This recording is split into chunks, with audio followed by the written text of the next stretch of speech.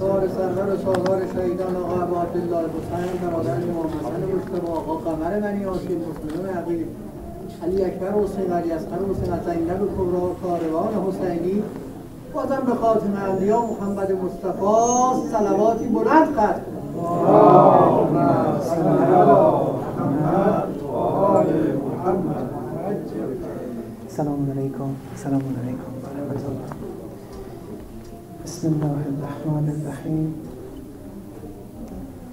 الحمد لله رب العالمین و صلی الله علی محمد و آله الطاهرین.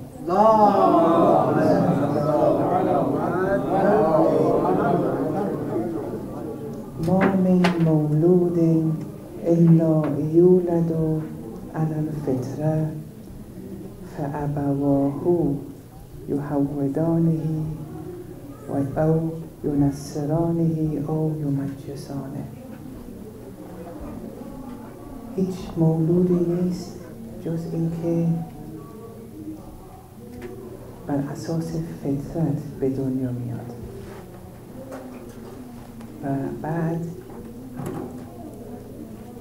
والدینش هست. البته اب به معنای گسترده تر میشه، ولی حالا اینجا با والدین اکتفا کنیم، وگرنه اساتید و جامعه و معلم و عمو و اینا همه صدق میکنه برای کلمه عبد. بعد پدر مادر هست که اونها رو یهودی، مسیحی یا زرتشتی میکنه. اینجا مقدمتاً رو این روایت میخوام چند تا نکته خدمتتون عرض کنم برای نصف دوم سخنرانی، چون نیاز داریم.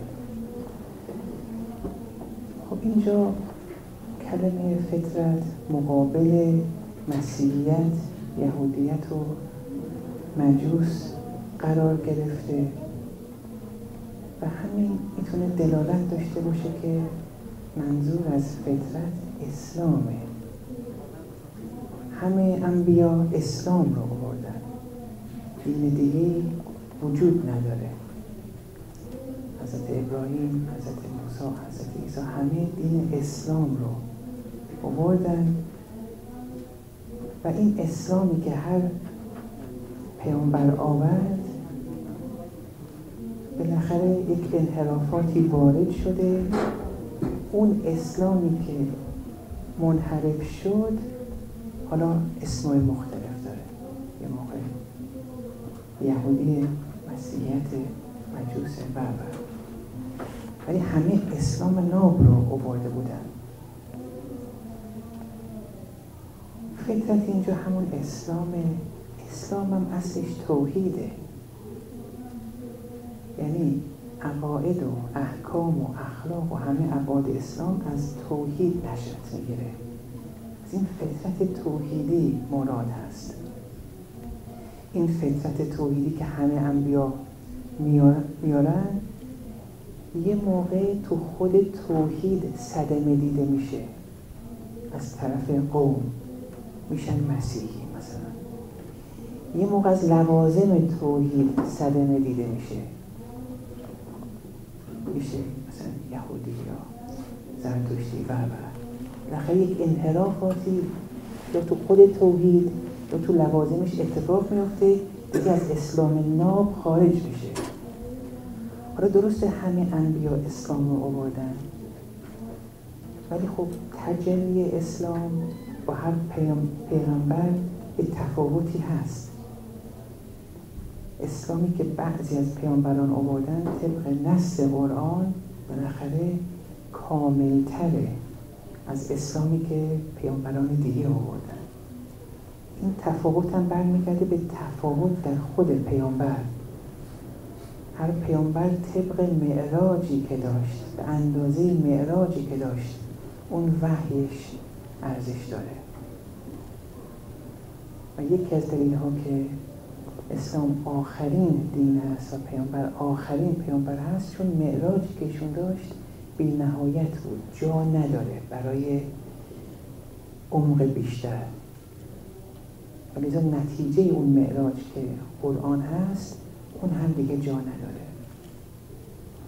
و لذا میبینید این ادیان کاذب که بعد از اسلام آوردن هیچ چیزی جدید اضافه بر توحید نیاوردن. شما حتی وقتی ادیان توحیدی رو شما ملاحظه میکنید، اون توحیدی که در اسلام هست ادیان دیگه توحیدیشون تو نیست. ما بالاخره انسان دنبال کمال مطلقه. وقتی آدم دنبال کمال مطلقه، اون وسیله کمک و همراهش عقل انسانه. میشه اینجا با عقل شما توحید ادیان رو تحلیل کنید. یه موقع میبینید توحید عددیه، یه موقع میبینید توحید صمدیه. این بحثا رو گذروندیم. بالاخره اینجا عقل آدم رو کمک میکنه. شما معاد رو بیاین بین ادیان مقایسه کنید با عقل. این بحثا رو قبلا کردیم. حالا ادیان ما قبل از اسلام خب همه کاذبن، هیچی اضافه در توحید نیاوردن. هیچ چیز که نهج البلاغه نیاورده باشه، صحیفه سجادی نیاورده باشه، خب اینا نیست. بالاخره انسان دنبال کمال مطلق هست. همه پیامبران اسلام رو آوردن، توحید رو آوردن، ولی خب تجلی اون توحید یه تفاوتی هست به خاطر تفاوت در شخص پیامبران. ولی موضوع اینجاست که یه هر مولودی علل فطره مبتنی بر فطرت متولد شد. در آیات الهی هم فطرت الله التي فطر الناس علیها، فطرت خدا که خدا خلق کرد آدم ها رو مبتنی بر اون فطرت. این نشون میده که فطرت یک تقدمی بر خلقت مادی انسان داره، ولی خب تقدمش رتبیه نه زمانی. حالا این پس با این مثال شاید راحت‌تر هست بشه. مثلا یک معمار وقتی میخواد یه خونه مادی رو بسازه، خب اول با عقلش ترسیماتی داره، بعد از عقل میاد با ذهنش یک صورتهایی میسازه تو ذهنش. خب عقل که مجرد محضه، اون که صور نداره، حدود نداره، اون خونه‌ای تو کمون عقلش هست، ولی اولین تجلی عقلش اینه که میاد اون صورتهای ذهنیه که مجرد هست ولی صفات مادی داره. اون صورتهای ذهنی ماده نیست ولی صفات مادی داره، قد و قامت و رنگ و اینا تو صورت ذهنی هست، تو عقل ولی نیست. اولین تجلی عقلش اینه که میاد صورت ذهنی اون خونه رو ترسیم میکنه. بعد مثلا میاد روی کاغذ می‌نویسه تجلی بعدی تا برسه به اون خلقت مادی. خلقت اینجا درست نیست، اون ساخت مادی اون خونه. اون معماره خونه رو ساخت مبتنی بر اون صور ذهنیش. اون صور ذهنی همین الان هم وجود داره، یه تقدمی داره بر خونه مادی. تو انسان هم همینطور میشه ترسیم کرد. انسان یک موجود ممتدی از عرش ماده تا فوق عرش، از ازل تا ابد. انسان یک موجودی هست این ابعاد رو داره، از مادی تا مجرد و تجرد هم مراتب خودش رو داره تا فوق عرش، و ابعادی انسان داره. از ازل بود انسان تا ابد خواهد بود. خب این انسان مادی که نبود از ازل،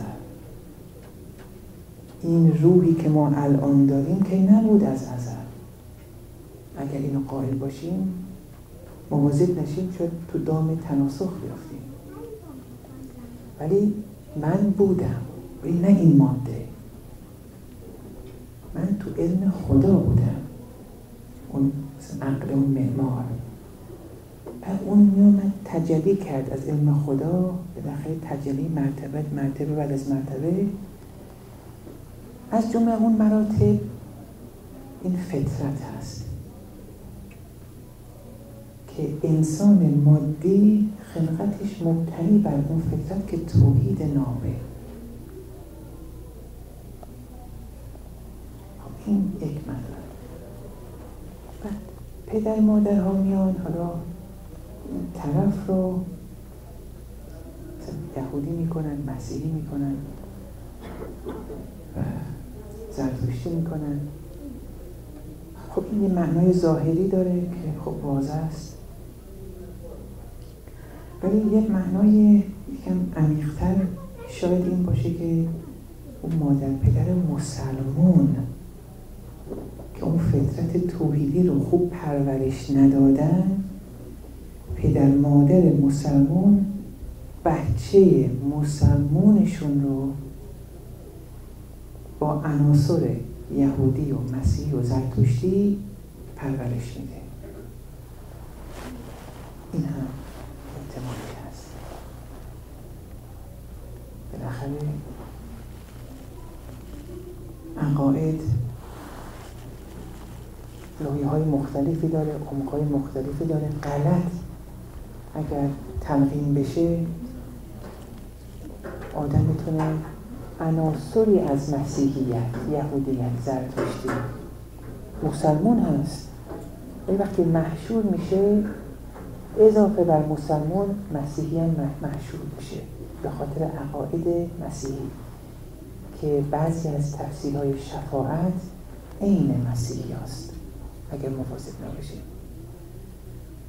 یا بعضی از تفسیر نسبت به ابلیس آدم داشته باشه عین زرتشتی هست اعتقادات اگر مواظب نباشیم.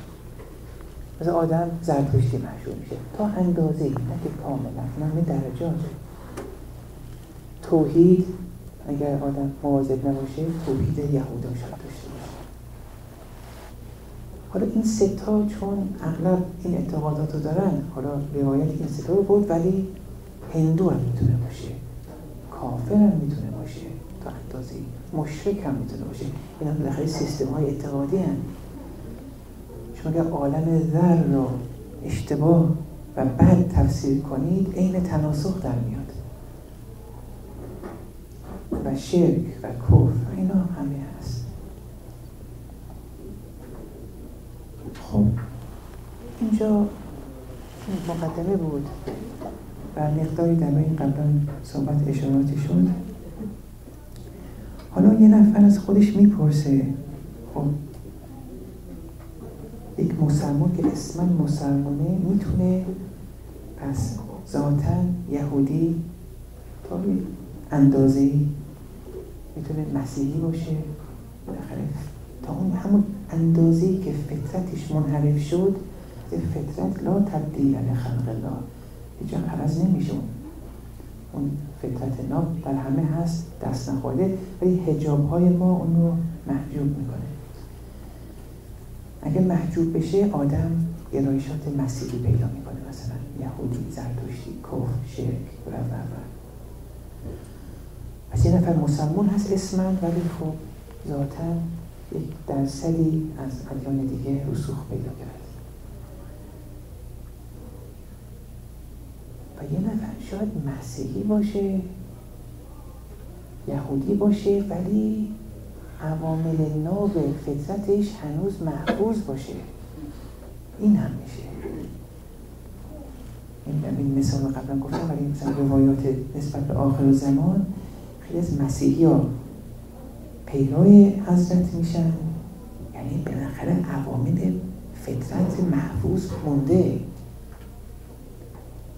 ولی خیلی از علماء شیعه امام شناس از لحاظ نظری منکر امام میشن.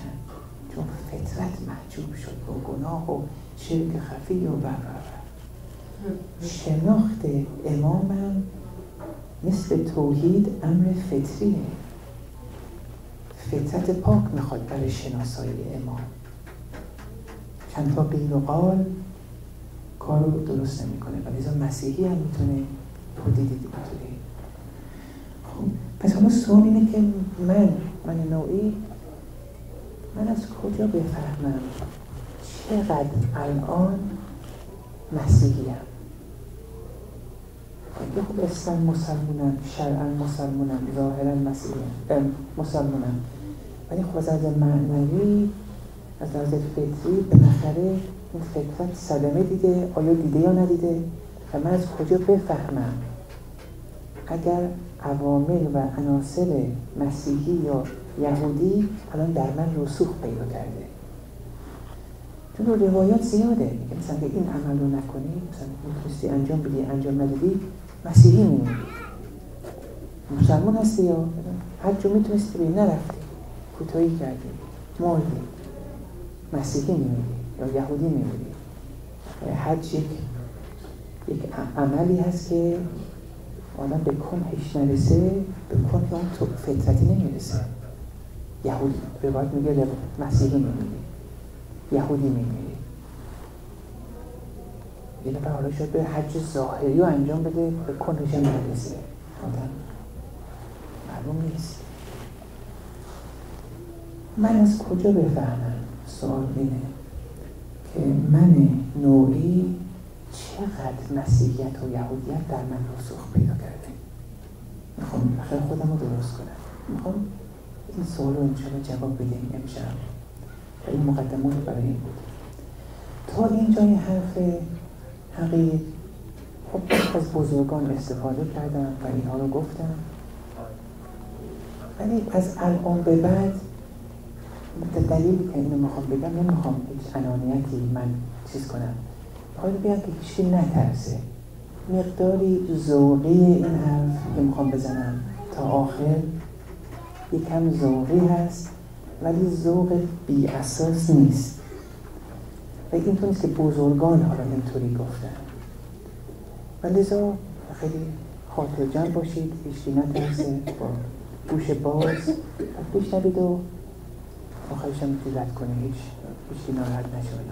خیلی ناراحت نشه با حرف و اینا. خب این سوال ما میخوایم خودمون رو محاسبه کنیم.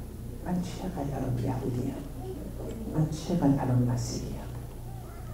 بالاخره تا اینجا نظری بود حرفا، استنادم کردیم به روایات و ولی خب میخوایم یک ثمره عملی دریافت کنیم انشاءالله. شاید جواب این باشه که از خودتون بپرسید که من چقدر به طور راحتن من چقدر تسلیم میشم به ولایت و سلطه غیر مسلمان. این سواله که ما باید این رو جواب بدیم. حالا آیات قرآن رو میارم، 2 آیه هست برای باز کردن این تز. یک از آیه که میخوام بخونم بیشتر جنبه معنوی داره و برای ممانعت تسلیم ولایت و سلطه غیر مسلمان بحث هست که اینو انشاءالله اول چیز بگیم، ولی اون قسمت دوم یکم مقدار جنبه های سیاسی داره. های سیاسی که با عرفان مخلوط شده، ده سیاسی کلی ها، نه که من وارد جزئیات نمیخوام بشم. برای شما تو مصداقش هر کی برای خودش. خواهش میکنم هیچی برداشت هایی ازن دعواهای سیاسی نشه. این کلیه، بحث کلیه. خب سوره بقره آیه 249 فلما فصل طالوت بالجنود، هنگامی که طالوت با لشکریانش رهسپار شدن، رفتن به سمت جنگ. خب طالوت مرد خدا بود، از انبیا نبود ولی مرد خدا بود و الهامم میگرفت، وحیم بهش میشد. نبی داوود علیه السلام از جنود ایشون بود، از سربازان ارتش طالوت بود. خب رهسپار میشن. قال طالوت میگه ان الله مبتلیکم به نهر، خدا داره شما رو امتحان میکنه، آزمایش میکنه با این جوی آب، با این رودخونه، با این نهر داره شما رو آزمایش کنه. اول ظاهر داستان رو میگم، بعد بطونش انشاءالله توضیح داده بشه. شما رو داره با این جوی آب امتحان میکنه. خب داستان ظاهریش و تاریخیش که اتفاق هم افتاد، ایشون گفته بود از آب نخورید. حالا بعضی روایات میگن ارتش 80,000 بودن، 80,000 نفر بودن، بیشترش هم خوردن نتونستن بعد برن اون برای آب، یعنی از آب بگذرن. اونهایی که گذاشتن بعضی ها یک کفی دست آب، کف دست به اندازه کف دست آب خوردن. اونا وقتی از نه گذاشتن گفتن ما اصلا قدرت دیگه نداریم بجنگیم، اون که یک کف دست آب خوردن. بعضی گروه سوم اصلا آب رو نخوردن، اطاعتاً از طالوت و اینا پیروز شدن، تونستن جالوت رو به مغلوب کنن. خب ان الله مبتلیکم به نهر، که خدا داره شما رو امتحان میکنه با این نهر. فمن شرب منه فلیس منی، هر کی از آب بخوره از من طالوت نیست، از حزب طالوت نیست. اگه بخواد از حزب الله نیست، حزب طالوت مرد خداست. هر کی از آب بخوره از من نیست. داستان‌های قرآن فقط داستان تاریخی که نیستن، اینا همه اتفاق افتاد، ولی بالاخره باید امروز این داستان‌ها زنده باشه. ولذا عرفا میگن داستان‌های قرآن و داستان‌های اهل بیت اینا همه داستان نفس آدمه. داستان‌های قرآن داستان من کیستم، من چیستم، من استعدادم چیه. ما هم میتونیم طالوتی باشیم، ما میتونیم حزب طالوتی باشیم، اما ما میتونیم مخالف طالوت هم باشیم. و تو این داستان ها رمزها اینجا باز میشه، رمزها رو بعد آدم باز کنه. من شرب منه فلیس منی، کسی که از آب بنوشه از من نیست. خودش کلیده. این کلید چیه؟ من میگم خدمت و من لم یطعمه فانه منی، کسی که نخوره از آب، بله اون از منه، اون از حزب منه. الا من اغترف غرفة بیده، اون که از حزب منه بازم یه استثناء داره، الا اونایی که حتی یک کف از آب خوردن. پس سه گروه شد، اونایی که خوردن، اونایی که یک کفی دست از آب خوردن، اونایی که اصلا نخوردن. اونایی که اصلا نخوردن اونها منی هن، از من هن. این واژه ها مهم هن. یه آیه دیگه هم میخونیم رفتش بعد درک بشه. کسی که نخوره فانه، اون کس منی، از منه. اون کسی که بخوره آب رو فلیس منی، از من نیست. اون افراد میخوای زیر سلطه مرد خدا قرار بدن خودشون رو یا نه؟ بعد آب رو نخورن. اگر آب رو بخوری زیر سلطه انسان الهی نیستی، اگر آب رو نخوری هستی. حالا این آب چی هست؟ ادامه بدیم. فشربوا منه الا قلیلا. آب رو خوردن به جز اندکی، الا قلیلا منه، به جز اندکی از افراد. فلما جاوزه هو والذین آمنوا معه، وقتی عبور کردن از نهر طالوت و اونهایی که ایمان داشتن همراه ایشون، نه اونهایی که آب خوردن، اونهایی که نخوردن و اونهایی که یک کم خوردن به اندازه کف دست. قالوا، اونهایی که به اندازه کف دست خوردن گفتن لا طاقت لنا اليوم بجالوت و جنوده. ما توانایی نداریم مقابل با جالوت و لشکریان جالوت، توانایی نداریم. چون بالاخره یک کم از آب رو خوردن، ضعیف شدن، آدمای خوبی بودن، ولی اون تبعیت از اون ولایت و سلطه کامل نبود. آدمای خوبی بودن، بد بودن، ضعیف بودن.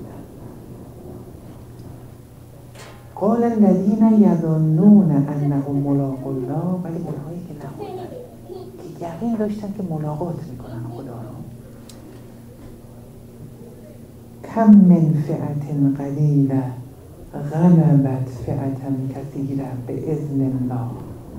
چه بسا گروه کوچکی با اذن خدا غلبه کردن بر حزب و گروه بزرگی، ولی به اذن خدا. چه بسا، چقدر از این گروه ها داریم.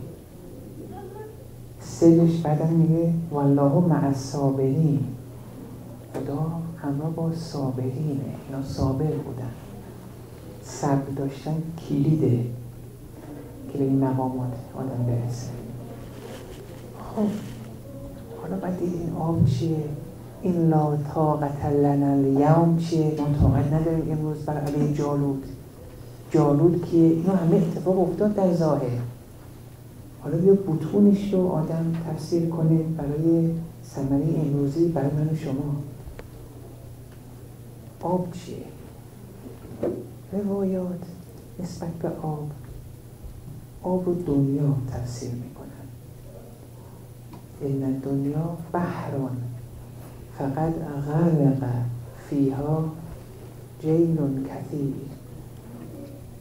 دنیا اقیانوسه و موجهای انسان ها غرق میشن.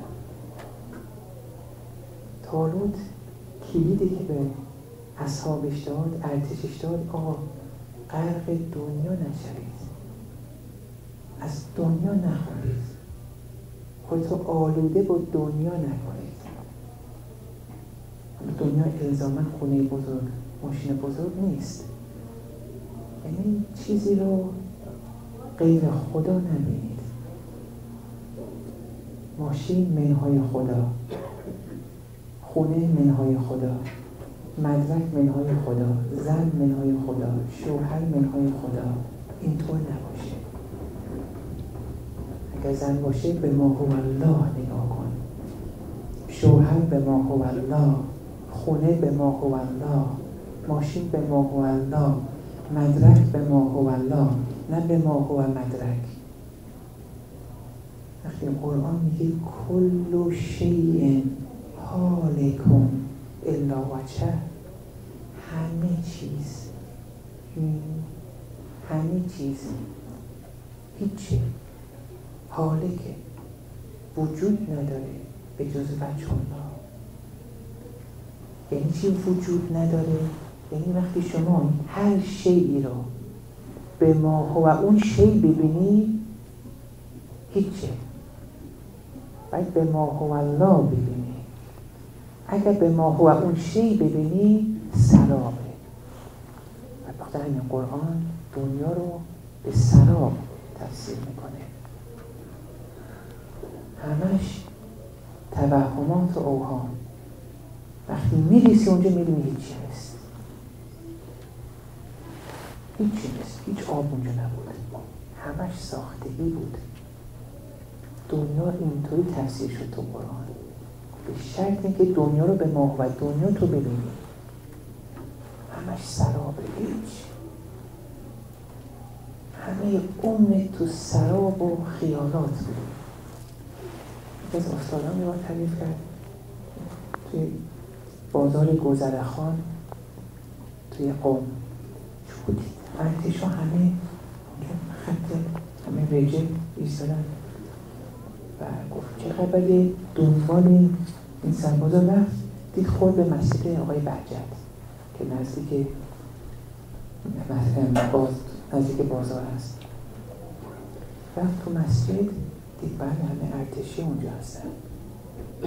گفت اجازه هستم برم، اجازه دادم رفتم تو، دیگه آقای بهجت اومد بیرون رحمت الله علیه.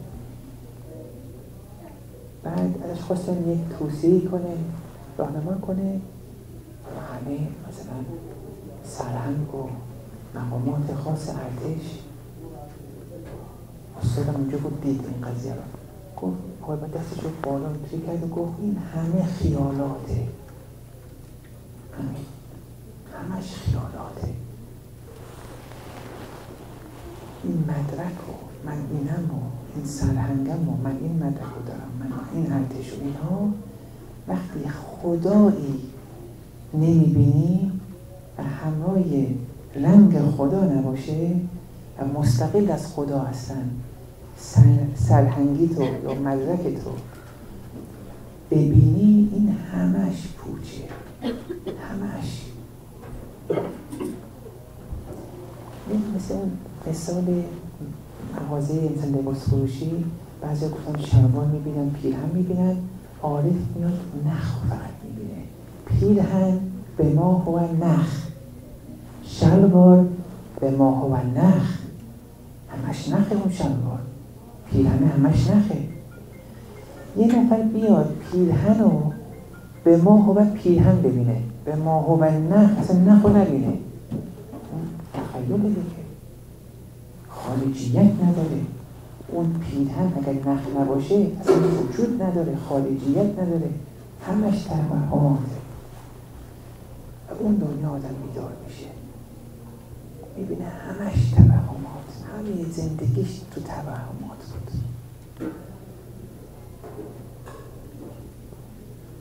الناس نیام اذا ماتوا انتبهوا. مردم خوابن، وقتی بمیرن یا بیدار میشن، یا میبینن که این همه عمر کردن، همش خیالات، همش سراب بود. دوستان که برای توضیح این مطلب فرقه تصوف تو ترکیه یکی از پیرهاشون این داستان رو دیدن، داستان خوبی بود. گفتیم یه نفر میره حمام مثلا قدیمی ها که میرفتن حمام و میره توی اتاق و میخوابه، ولیزا حالا داره خوابش رو میخواد بیان کنه. تو خوابش میبینه یه نفر دیگه اومد تو حمام، تو خوابش رو میبینه، خودش تو اتاق تو حمام خوابیده، حالا خوابش میبینه یه نفر میاد تو حمام. خصوصی بوده یا همون خصوصی بوده خزانه بوده؟ حمام های قدیم بوده، خزانه بوده. خزانه میگن.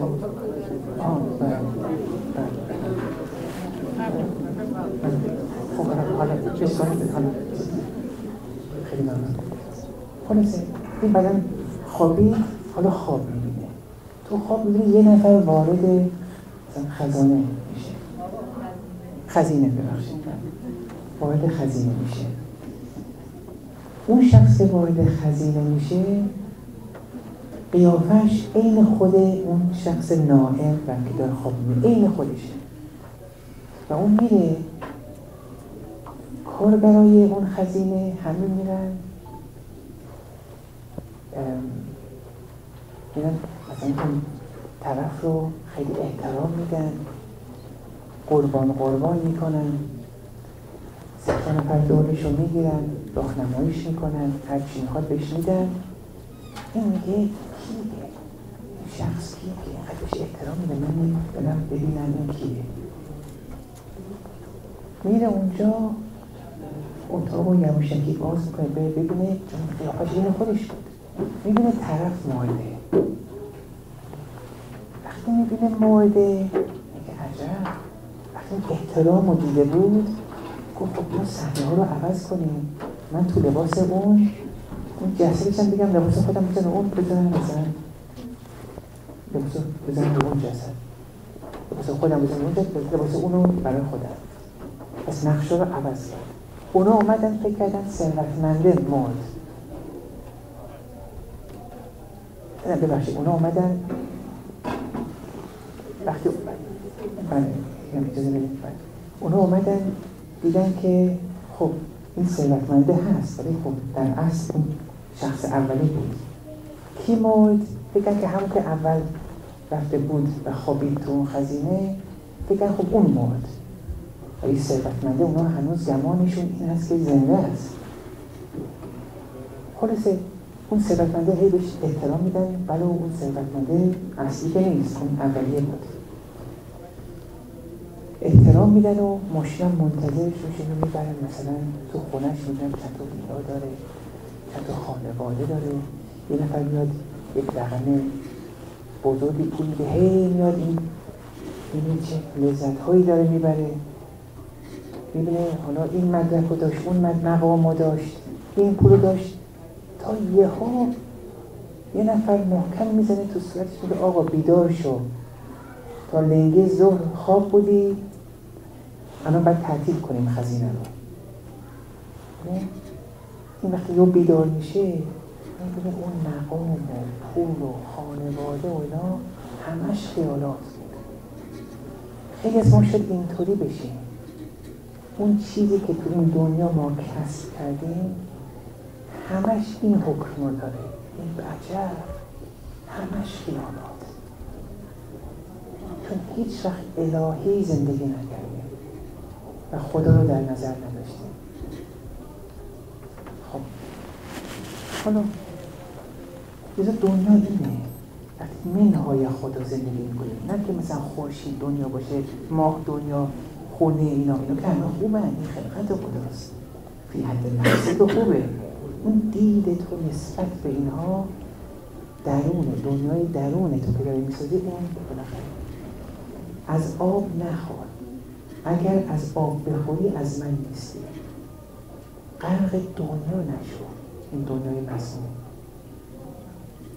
اینا نمیتونی. اگر اینطور غرق دنیا بشی نمیتونی زیر ولایت انسان الهی بشی.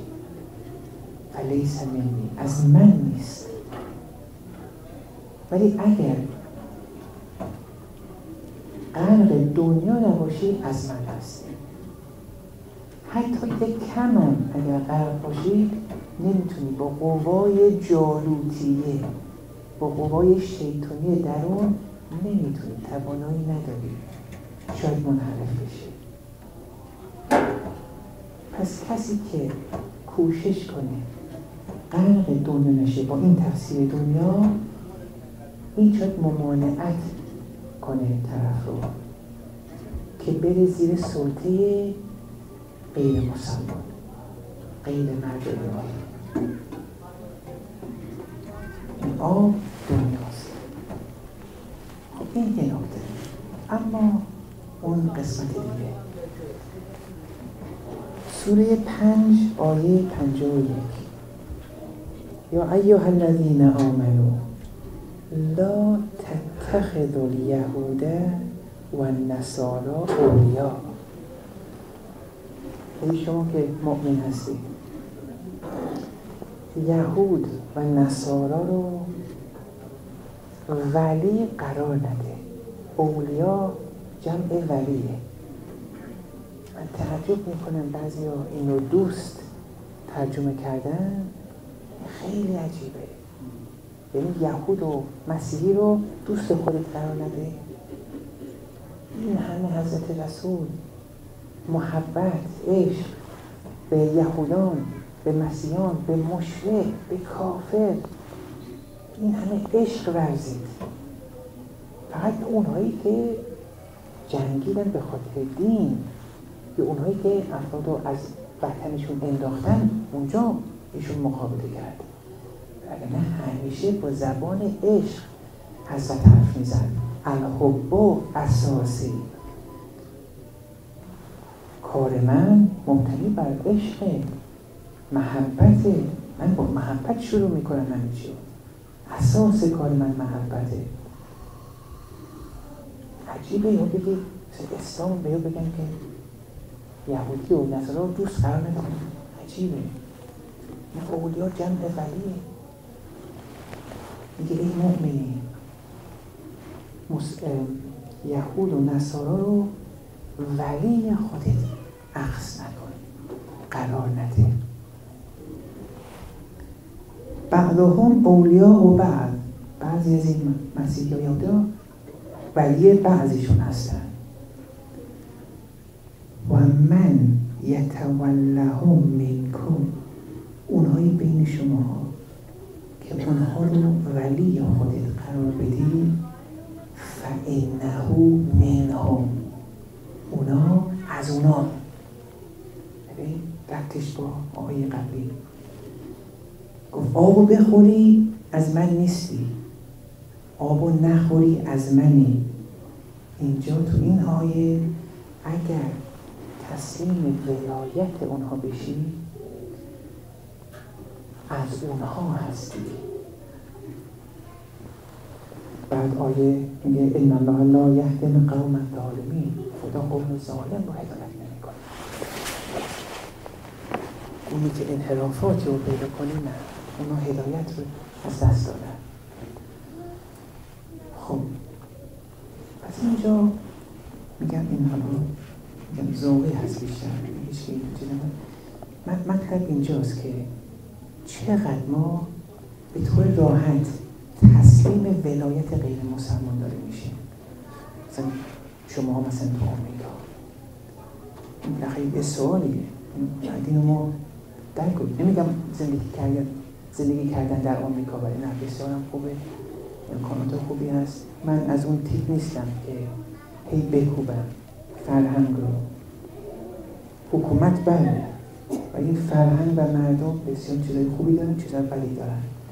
و شما هم اینجا زندگی میکنید، بچه ها باید بالاخره با آمریکایی های مسیحی و یهودی اینا بالاخره یاد بگیرن با اینا معاشرت کنن. حالا معاشرت تا معاشرت، ولی این که خودمون رو هی گوشه کنار کنیم این جالب نیست. حالا نظرات مختلف، ولی حالا ما چقدر تسلیم هستیم به ولایت غیر مسلمان؟ این سوال ما باید جواب بدیم. سوال اول این بود ما چقدر مسیحی هستیم؟ چقدر از عناصر مسیحی و یهودی در ما هست؟ جواب گفتیم باید ببینیم چقدر راحت تسلیم مسیحی و یهودی میشیم. وقتی سنخیتی باید باشه.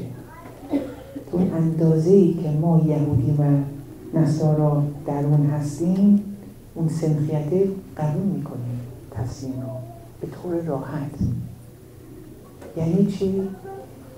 شریعت ما داریم در اسلام. این شریعت یک چیزایی از ما میخواد، یک چیزایی نمیخواد. یک چیزایی میگه حرامه، یک چیزایی واجبه، یک چیزایی نمیخواد ولی نمیگه حرامه، ولی از ما نمیخواد. حالا ببین من تو مصداق، چون متأسفانه تو این مصداق من خوب نمیتونم منتقل کنم. بذار رو مصداق من حالا شما ناراحت نشید. شما مصداقای بهتر میتونید چیز کنید، من هم میتونید آگاه کنید. هر کی برای خودش. مثلا آدم وقتی مالیات میده یه نوع تسلیمه به قانون مردم، یه نوع تسلیم هست. من نمیگم نده، مراجع میگم باید بدید. وقتی میای توی کشور دیگه میگن باید بدی شما مالیات رو، قانون اون کشوره.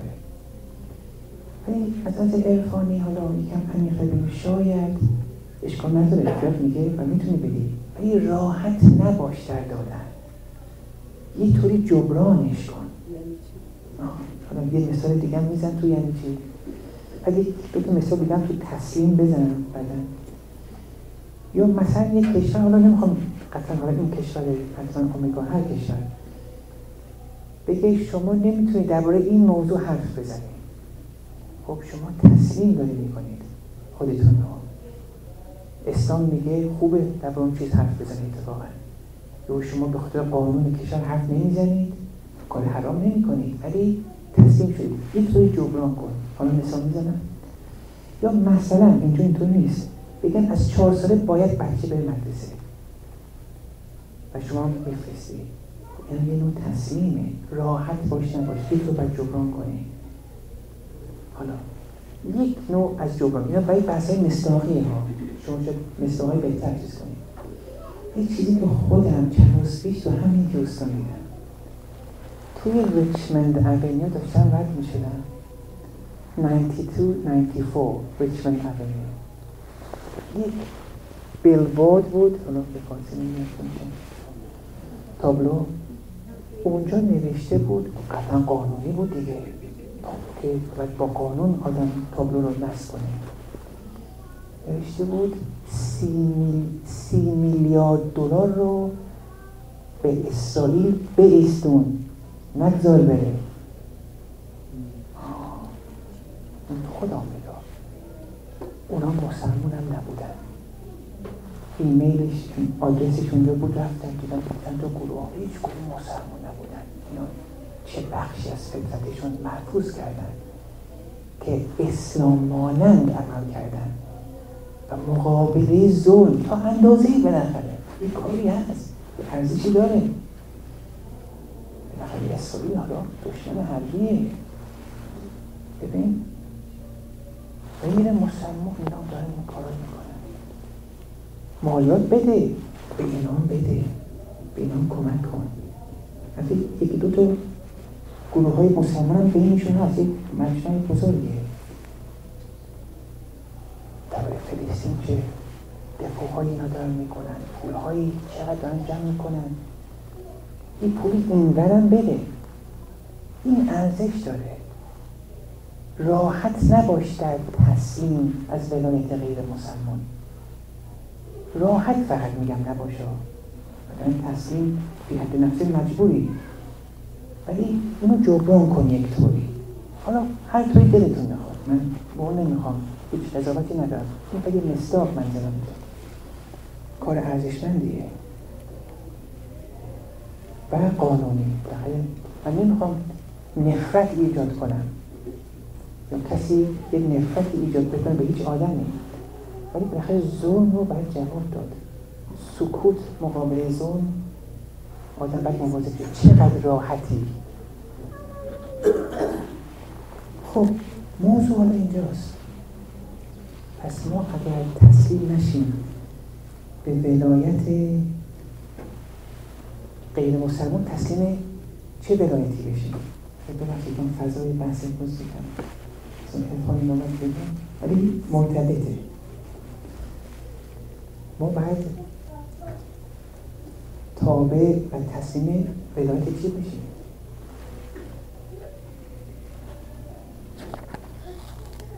اینجا بحث رهبری بشیم در اسلام، ولایت در اسلام، و سوال اینجاست که این دین اسلام آیا ولایت و رهبری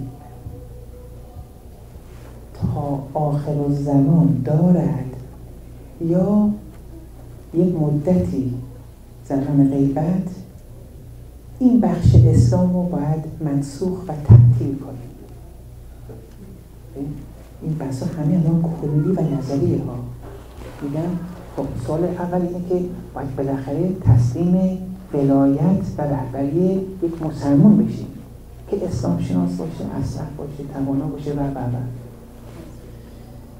خب آیا در اسلام همچین مجری، همچین ولایت هست یا باید یه مدتی تا امام 12 بیاد اینو تعطیل کنیم؟ یعنی بعضی از کتاب رو قبول کنیم و بعضی از کتاب رو میگیم فعلا تعطیله. الان هیچ رهبری ما نداریم. اگر بگیم الان رهبری نداریم دو تا مشکل پیش میاد. یکی پس میخوای تسلیم کی بشی؟ این یه مشکل. یه مشکل هم تو آیه تو سوره بقره آیه 85 افتؤمنون ببعض الکتاب و تکفرون ببعض. آیا شما ایمان به بعضی از کتاب داری و به بعضی از کتاب کفر می‌ورزی، منکر هستی؟ فما جزاء من یفعل ذلک منکم، اونهایی بین شما که این کار رو میکنن جزاشون هیچی نیست بجز خزی فی الحیات دنیا، خالی در این دنیا، و یوم القیامه یردون الی اشد العذاب، و روز قیامت اینها یک اشد عذاب قرار میگیرن. خب اینجا نشون میده که ما باید همه کتاب رو قبول کنیم. اسلام رو نمیتونیم یه بخشش رو بگیم اینو فعلا تعطیل کنیم. اسلام دین ابدی جامع است و اگر میخوایی این کارو کنی نخواهی تو اون امور ولایت که در اجرای مسائل سیاسی و اجتماعی نه فرعی شرعی، اگر میخوای تعطیل کنی و بگی فعلا ولی نیست، مجری نیست، میخوای تسلیم کی بشی؟ میخوای به کی پس گوش بدی؟ یا میگی مثلا فلان رئیس جمهور، یا میگی اصلا نه هیچ کس، دیگه نمیشه. اصلا پیغام قدیر این بود که ولایت تا ابد هست. حالا اون 12 تای اول با اولیای اول خدا اسم برد یکی یکی، ولی ولایت تو زمان غیبت باید باشه. این پیغام قدیره، ولایت تا ابد هست. بخاطر این ولایت اتمامی نداره. نبوت اتمامی داشت. خدا هیچ اسمی نداره النبی، چون نبی اتمامی داره، ولی خدا اسم الولی داره و چون خدا الولی هست ولایتش تا ابد هست، هیچ وقت قطع نمیشه. اسماء الله اینطوری هم آنی قطع نمیشه. حالا تو زمان غیبت هم بالاخره باید این ولایت جاری بشه، ولی از طریق معصوم نیست. خب حالا روایات اینا خیلی روی بحث شده، میگن تو مسائل جدید، نه مسائل شرعی که اونا همه روشنه، تو مسائل جدید رجوع کن به فقها. تو این مسائل جدید که پیش میاد امروزه ما باید تسلیم یک ولایت مسلمان باشیم که یه سلسله شروط داشته باشه، علم داشته باشه، تقوا داشته باشه، عدالت داشته باشه. و هر که برای خودش باید دنبال مصداقش بده. مثلا من یک اعتقاد دارم که این مثلا رهبره، نمیتونم مثلا زود کنم اون یارو همین اعتقاد داشته باشه، تو نیست. یه سلسله شروط فقهی ما داریم بالاخره. تقوا، علم، اصلح باشه، مدیر باشه. یه موقع ببینید 5-6 نفر امروزه همه اون شروط رو دارن، همه مشروعن، چون اون شروط الهی رو که خدا وضع کرده اینا دارن، علم دارن، تقوا دارن، عدالت دارن، اصلا هستن. اگه اینا همه با هم یک بدنه کار کنن، خب بعد اینا ما باید تصمیم اون گروه، یک گروه مرکزی بشیم. معمولا تو تاریخ اسلام ولی اینطور نبود. یه نفر بود که طبق همه این از همه مدیر و اعلم و فلان بود، ولی اون که اون شخص حکومت هم نکرده، از طریق مردم حکومتی صورت نگرفته و این مردم اون رو تسلیم ولایت اون شخص میشن. مثلا مثل آقای بروجردی اون زمان، قبل از آقای بروجردی بودن اون میرزا حسن شیرازی که فتوای تنباکو داد. حکومت نداشت، پشتیبانی مردم که بگه حکومت تشکیل بده نداشت. ولی همه اکثر افراد میگفتن ما باید تسلیم ولایت ایشون بشیم. این بود همیشه.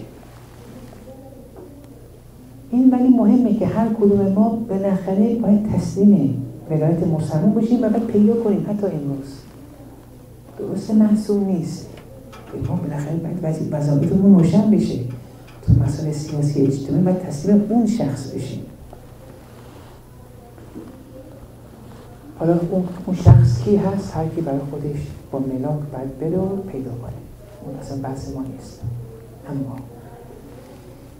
اون شخص غیر از این که این شروط ظاهری فقهی داشته باشه، یک شروط معنوی هم هست باید داشته باشه. از جمله شروط معنوی اینه باید از مخلصین باشه. ببین ما یه موقع مخلص داریم، یه موقع مخلص داریم. مخلص یه نفر هست که میگه من اعمال خودم رو که من انجام میدم برای خدا. اعمال رو میاد خالص میکنه برای خدا. اینو میگن مخلص. ولی یه موقع یه مخلص داریم که انا رو، اون من رو ذب و خالص میکنه برای خدا. اونو میگن مخلص. اون خیلی مهمتره. اون فانیه در خداست. اینا فرق میکنن. اون مخلصه هنوز اون خدای واقعی رو درک نکرده. خود یه فلسفی و ذهنی رو مثل ماها درک کرده. هنوز معنی هست. ولی مخلص سبحان الله عما یصفون الا عباد الله المخلصین. آیه قرآن سوره صافات میگه خدا بری هست، منزه است از اینکه توصیفش کنی. الا عباد اللهی که مخلصن. اونها میتونن خدا رو توصیف کنن چون مخلصن. مخلصین نمیتونن. اصلا اون خدایی که مخلصین اعتقادهای اون خدای عقلی و فلسفی اصل مطلب نیست. یه موقع مثلا من تو ذهنم یه شیر قوی گرسنه بزرگ تو ذهنم تصور میکنم، نمیترسم همچون نشستم. یه موقع خود شیر رو میبینم، از اینجا میترسم میرم. ما چرا گناه میکنیم؟ چون خدایی که اعتقادی هنوز در حد همون خدای عقلیه. خدای فلسفی خدایی حالا ساختیم. حرام نیست، اصل مطلب نیست. در محضر اصل مطلب که نیستیم. ولی ما غیبت نمی‌کردیم، دروغ نمی‌گفتیم، آزار نمی‌کردیم، افراد رو نمی‌رنجوندیم. اون شیر رو می‌بینه قطعاً می‌دونه، یقین داره اون نسبت به خدا، ولی نمی‌تونیم توصیفش کنیم. درکش نکردیم، در حضور اون نیستیم. اون مخلصین در حضور خدا. اونا مخلصن. انا ذهب شده.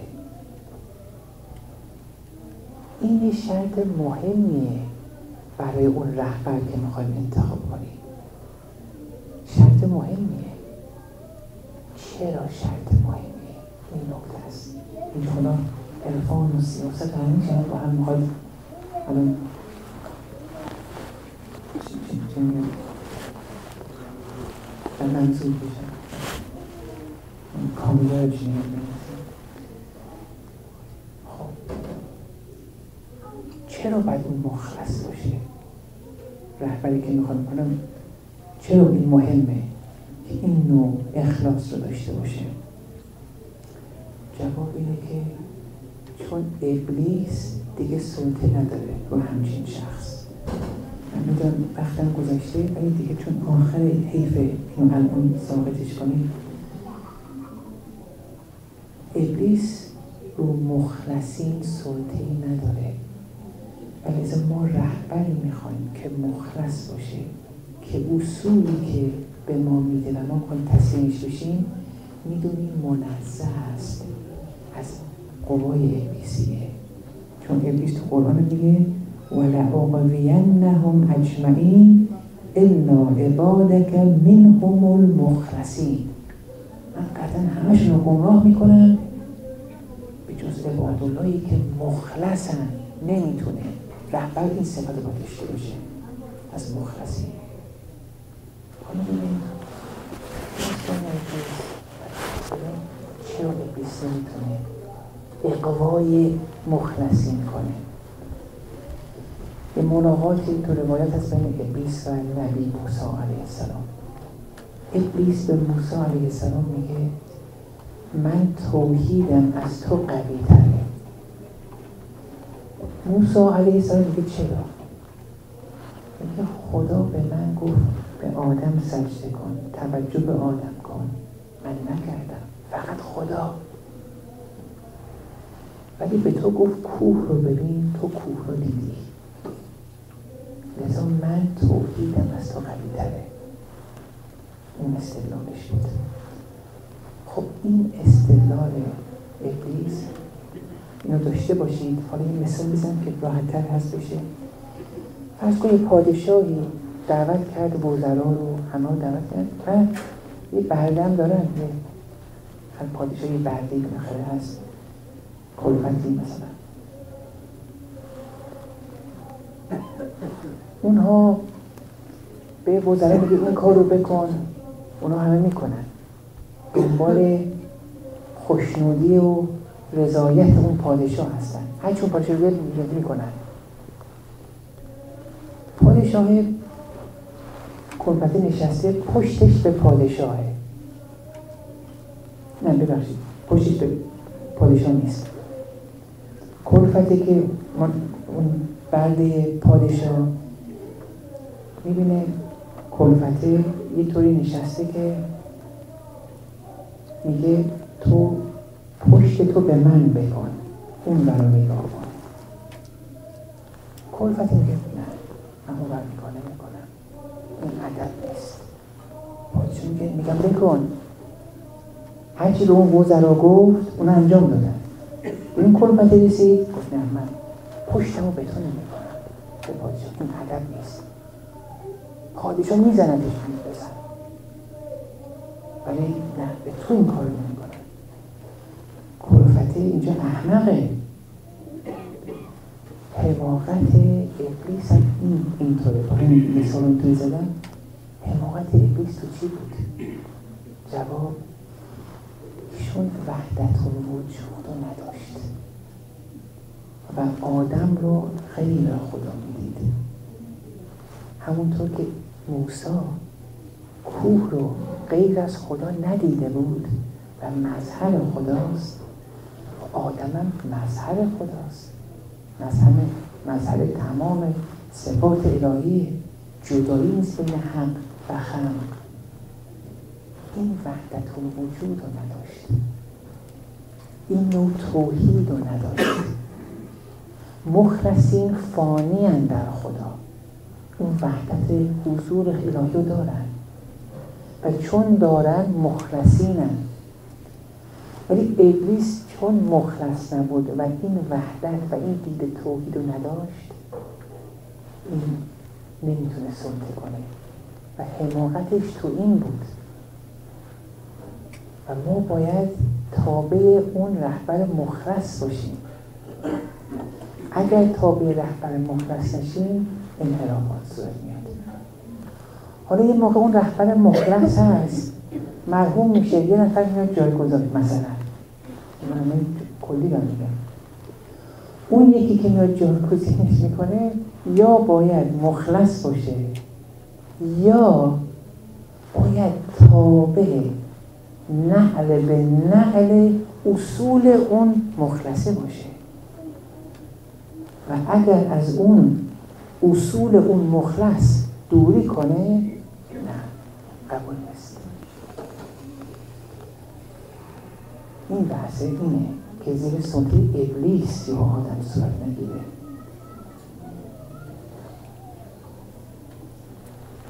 حالا اینجا عرفا هم اومدن یک اشعاری گفتن،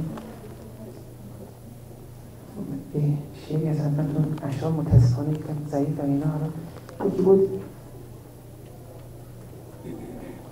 اینا که نوشتن اگر پیدا کنیم بد نیست. اگر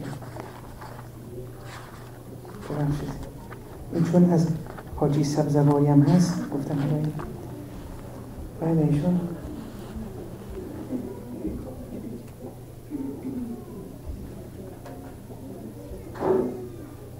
من پیدا تصدیق کنم مثل که خلق را دیدم، این زبان حال ابلیسه، خلق را دیدم همه رحمت طلب، مثل اون وزرا تو مثل پادشاه رحمت طلب بودن.